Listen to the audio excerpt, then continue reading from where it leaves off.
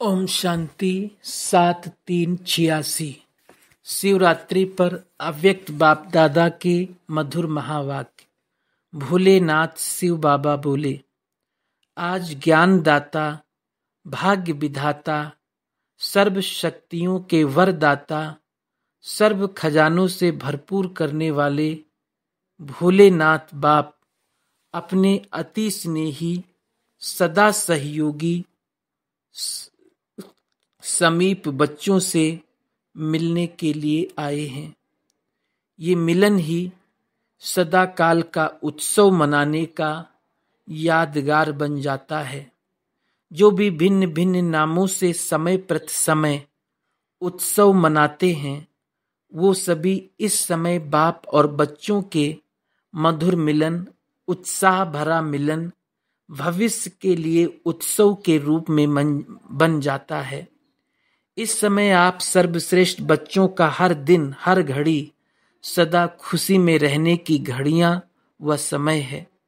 तो इस छोटे से संगम युग के अलौकिक जीवन, अलौकिक प्राप्तियां, अलौकिक अनुभवों को द्वापर से भक्तों ने भिन्न भिन्न नाम से यादगार बना दिए हैं।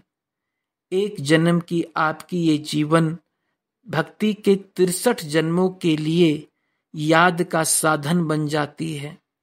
इतनी महान आत्माएं हो, इस समय की सबसे वंडरफुल बात यही देख रहे हो जो प्रैक्टिकल भी मना रहे हो और निमित्त उस यादगार को भी मना रहे हो। चैतन्य भी हो और चित्र भी साथ साथ है। 5000 वर्ष पहले हर एक ने क्या क्या प्राप्त किया, क्या बने, कैसे बने, ये 5000 वर्ष का पूरा अपना यादगार चित्र और जीवन पत्री सभी स्पष्ट रूप से जान गए हो, सुन रहे हो और देख देख हर्षित हो रहे हो कि हमारा ही गायन पूजन हमारे जीवन की कथाएं वर्णन कर रहे हैं।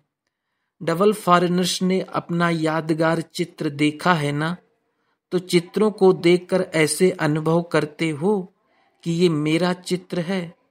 ओरिजिनल आपका चित्र तो बना नहीं सकते हैं, इसलिए भावना पूर्वक जो भी टच हुआ वो चित्र बना दिया। तो आज भी आप सभी शिवरात्रि मना रहे हो। प्रैक्टिकल शिव जयंती तो रोज मनाते ही हो, क्योंकि संगम युग है ही अवतरण का युग, श्रेष्ठ कर्तव्य, श्रेष्ठ चरित्र करने का युग। लेकिन बेहद युग के बीच में ये यादगार दिन भी मना रहे हो। आप सबका मनाना है मिलन मनाना, उन्हों का मनाना है आह्वान करना, उन्हों का है पुकारना और आपका है पा लेना। वो कहेंगे आओ और आप कहेंगे आ गए, मिल गए। यादगार और प्रैक्टिकल में कितना रात दिन का अंतर है। वास्तव में ये दिन भोलानाथ बाप का दिन है। भोलानाथ अर्थात बिना हिसाब के अनगिनत देने वाला। वैसे जितना और उतने का हिसाब होता है, जो करेगा वो पाएगा, उतना ही पाएगा, ये हिसाब है। लेकिन भोलानाथ क्यों कहते? क्योंकि इस समय देने में जितने और उतने का हिसाब नहीं रखता। एक का पदम गुना हिसाब है तो अनगिनत हो गया ना। कहाँ एक कहाँ पदम, पदम भी लास्ट शब्द है, इसलिए पदम कहते हैं। अनगिनत देने वाले भंडारी का दिन यादगार रूप में मनाते हैं। तो आपको तो इतना मिला है जो अब तो भरपूर हो ही, लेकिन 21 जन्म पीढ़ी सदा भरपूर रहेंगे। इतने जन्मों की गारंटी और कोई नहीं कर सकता। कितना भी कोई बड़ा दाता हो, लेकिन अनेक जन्म का भरपूर भंडारा होने की गारंटी कोई भी नहीं कर सकता। तो भोलानाथ हुआ ना। नॉलेजफुल होते भी भोला बनते हैं, इसलिए भोलानाथ कहा जाता है। वैसे तो हिसाब करने में एक एक संकल्प का हिसाब जान सकते हैं, लेकिन जानते हुए भी देने में भोलानाथ ही बनता। तो आप सभी भोलानाथ बाप के भोलेनाथ बच्चे हो। एक तरफ भोलानाथ कहते, दूसरी तरफ भरपूर भंडारी कहते। यादगार भी देखो कितना अच्छा मनाते हैं। मनाने वालों को पता नहीं लेकिन आप जानते हो जो मुख्य इस संगम युग की पढ़ाई है, जिसकी 4 सब्जेक्ट है, वो 4 ही सब्जेक्ट यादगार दिवस पर मनाते आते हैं। कैसे? पहले भी सुनाया था कि विशेष इस उत्सव के दिन बिंदु और बूंद का महत्व होता है। तो बिंदु और इस समय की याद अर्थात योग की सब्जेक्ट की निशानी है। याद में बिंदु स्थिति में स्थित होते हैं, तो बिंदु याद की निशानी और बूंद ज्ञान की भिन्न भिन्न बूंदें इस ज्ञान के सब्जेक्ट की निशानी बूंद के रूप में दिखाई है। धारणा की निशानी इस दिन विशेष व्रत रखते हैं। तो व्रत धारण करना, धारणा में भी आप दृढ़ संकल्प करते हो, तो व्रत रखते हो कि ऐसा सहनशील व अंतर्मुख अवश्य बन के ही दिखाएंगे। तो ये व्रत धारण करते हो ना, ये व्रत धारणा की निशानी है और सेवा की निशानी है जागरण। सेवा करते ही हो, किसको जगाने के लिए? अज्ञान नींद से जगाना, जागरण कराना, जागृति दिलाना, यही आपकी सेवा है। ये जागरण सेवा की निशानी है। तो 4 ही सब्जेक्ट आ गई ना, लेकिन सिर्फ रूपरेखा उन्होंने स्थूल रूप में बदल दी है। गुह्य रहस्य धारण करने की दिव्य बुद्धि तो है ही नहीं। भगत बुद्धि महीन बुद्धि नहीं होती। भगत बुद्धि को बाप दादा मोटी बुद्धि कहते हैं। ब्रह्मा बाप के बोल सुने हैं ना, तो ये भी भगत बुद्धि महीनता को ग्रहण नहीं कर सकते, इसलिए स्थूल रूप दे दिया है। फिर भी भक्तों के ऊपर भी भगवान खुश होते हैं, क्योंकि फिर भी ठगत बनने से तो बच गए ना। ठगत से भगत बनना अच्छा ही है। जो सच्चे भगत होते वो ठगत नहीं होते, वो भावना वाले होते हैं। और सदा ही सच्चे भक्तों की ये निशानी होगी कि जो संकल्प करेंगे उसमें दृढ़ रहेंगे। इसलिए भक्तों से भी बाप का स्नेह है। फिर भी आपके यादगार की द्वापर से परंपरा तो चला रहे हैं। और विशेष इस दिन, जैसे आप लोग यहाँ संगम युग पर बार बार समर्पण समारोह मनाते हो, अलग अलग भी मनाते हो, ऐसे ही आपके इस फंक्शन का भी यादगार वो स्वयं को समर्पण नहीं करते, लेकिन बकरे को करते हैं, बलि चढ़ा देते हैं। वैसे तो बाप दादा भी हंसी में कहते हैं कि ये मैं पन का समर्पण हो, तब समर्पण अर्थात संपूर्ण बनो, बाप समान बनो। जैसे ब्रह्मा बाप ने पहला कदम क्या उठाया? मैं और मेरापन का समर्पण समारोह मनाया। किसी भी बात में मैं के बजाय सदा नेचुरल भाषा में, साधारण भाषा में भी बाप शब्द ही सुना, मैं शब्द नहीं।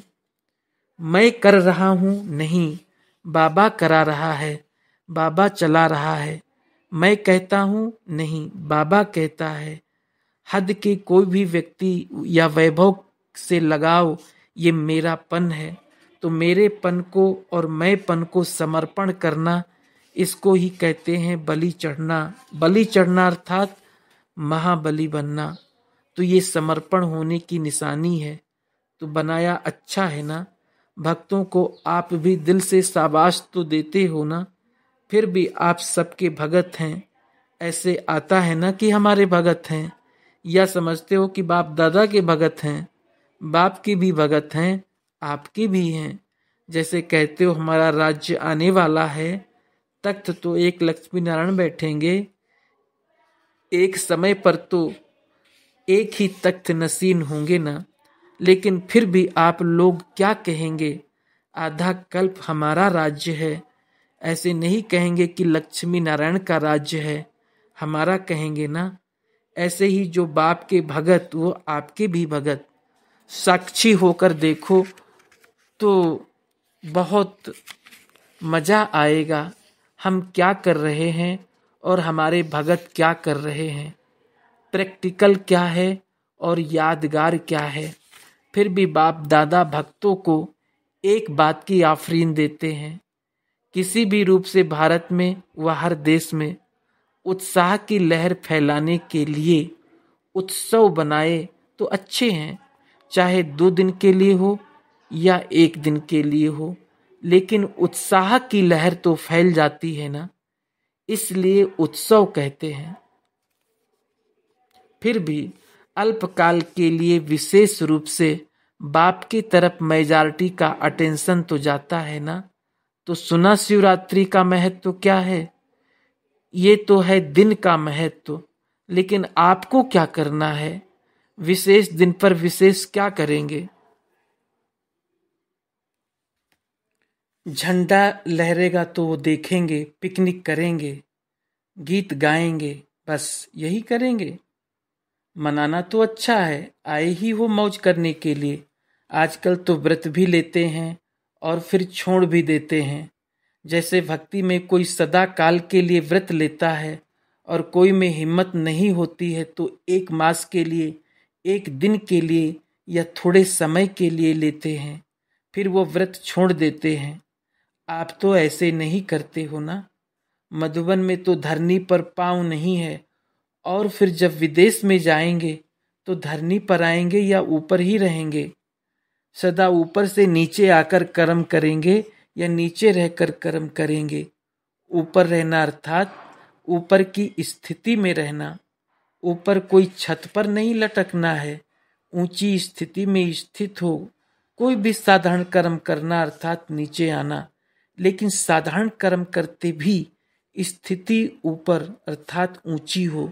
जैसे बाप भी साधारण तन लेता है ना, कर्म तो साधारण ही करेंगे ना। जैसे आप लोग बोलेंगे वैसे ही बोलेंगे, वैसे ही चलेंगे। तो कर्म साधारण है, तन ही साधारण है, लेकिन साधारण कर्म करते स्थिति ऊंची रहती है। ऐसे आपकी भी स्थिति सदा ऊंची हो। जैसे आज के दिन को अवतरण का दिन कहते हो ना, तो रोज अमृत वेले ऐसे ही सोचो कि निंद्रा से नहीं, शांति धाम से कर्म करने के लिए अवतरित हुए हैं, और रात को कर्म करके शांति धाम में चले जाओ। तो अवतार अवतरित होते ही हैं श्रेष्ठ कर्म करने के लिए। उनको जन्म नहीं कहते हैं, अवतरण कहते हैं। ऊपर की स्थिति से नीचे आते हैं, ये है अवतरण। तो ऐसी स्थिति में रहकर कर्म करने से साधारण कर्म भी अलौकिक कर्म में बदल जाते हैं। जैसे दूसरे लोग भी भोजन खाते और आप भी कहते हो ब्रह्मा भोजन खाते हैं, फर्क हो गया है ना।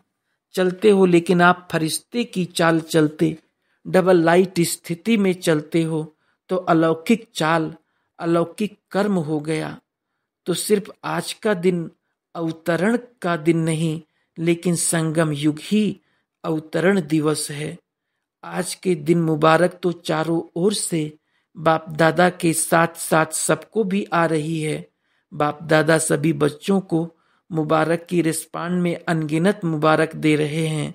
पहली मुबारक सभी बच्चों को बाप को पहचानने की विशेषता की मुबारक, बाप को सदा वर्षे के अधिकारी बनने की मुबारक, सदा अपने श्रेष्ठ हीरे तुल्य ब्राह्मण जीवन की मुबारक, सदा बाप समान अथक बेहद के सेवाधारी बनने की मुबारक, सदा बाप समान फरिश्ता सो देवता बनने के दृढ़ संकल्प श्रेष्ठ कर्म की मुबारक। ऐसे तो मुबारक बहुत हैं। हर कदम की मुबारक हो, हर घड़ी की मुबारक हो, हर संकल्प की मुबारक हो। आप लोग बाप दादा को मुबारक देते हो, लेकिन बाप दादा कहते हैं पहले आप। अगर बच्चे नहीं होते तो बाप कौन कहता? बच्चे ही बाप को बाप कहते हैं। इसलिए पहले बच्चों को मुबारक, तब बाप कहेगा हाँ मैं बाप हूँ, तो मुबारक स्वीकार हो। आप सब बर्थडे का गीत गाते हो ना, हैप्पी बर्थडे टू यू। बाप दादा भी कहते हैं happy birthday to you. Birthday की मुबारक तो बच्चों ने बाप को दी, बाप ने बच्चों को दी, और मुबारक से ही पल रहे हो। आप सबकी पालना ही क्या है? बाप की परिवार की बधाइयों से पल रहे हो, बधाइयों से ही नाचते गाते पलते उड़ते जा रहे हो। ये पालना भी वंडरफुल है। एक दो को हर घड़ी क्या देते हो? बधाइयाँ। और बधाइयाँ हैं और यही पालना की विधि है।